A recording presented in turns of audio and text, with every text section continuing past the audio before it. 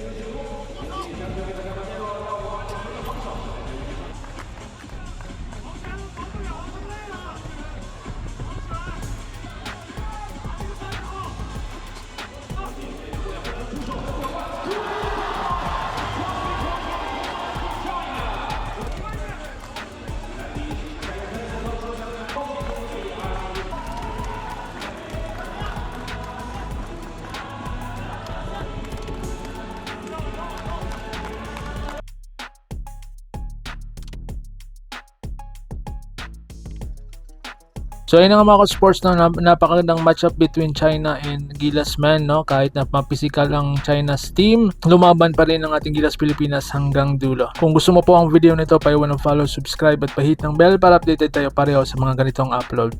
Mga ka-sports, kung hilig ninyong bumili ng mga Gilas jersey, Gilas accessories at mga gamit na pang basketball, habang nanonood po kayo sa aking mga videos, kindly check this basket on this lower part ng ating video at magpa-pop up yung ating mga items sa gilid. Mga legit po yung mga items dyan, and see to it po na makabili po kayo ahead of time kasi meron po yung mga discounts and mga promos depende po sa seller. And also, kunting suporta din as a content creator po. Salamat!